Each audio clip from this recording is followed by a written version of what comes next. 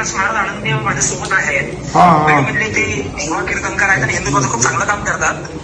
साहेब त्यांना 4 दिवसापूर्वी त्यांच्या गावातल्या काही समाजकंटकांनी आतोनात मारहाण केली आहे. म्हणजे अगदी त्यांना काठीने रॉडने केबलने मारहाण केली साहेब. फक्त दैव बलवंतर म्हणून त्या आपल्यामध्ये हयात आहेत.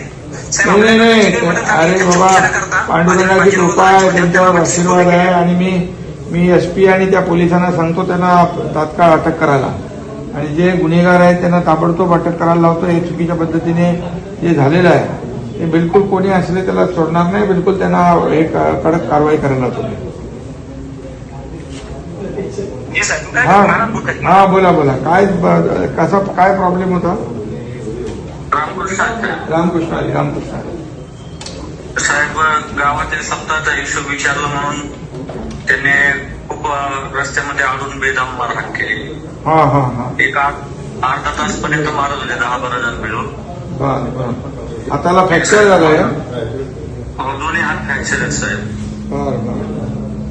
आणि पांडुरंगाची कृपा म्हणून आम्ही जिवंत आहे साहेब. नाही, पांडुरंगाची कृपा आहे. आणि ते गुन्हेगार त्यांना बिलकुल सोडलं जाणार नाही, त्यांच्यावर कठोर कारवाई करू.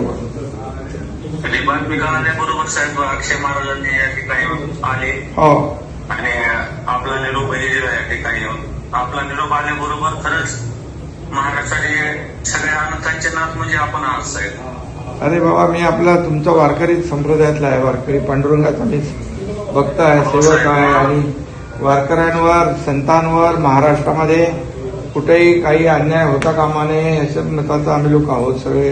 आणि सरकार तुमच्या बरोबर आहे. जे काय मदत लागेल ते सगळी आपल्याला होईल. साहेब, एकच विनंती की आता हा एका वारकऱ्यावर हल्ला झाला, पण इथून पुढे तरी कोणा वारकऱ्यावरती असा हल्ला होऊ नये. नाही, बिलकुल त्यांना जरा बसवू आपण, एकदम कठोर कारवाई करू त्यांच्यावर.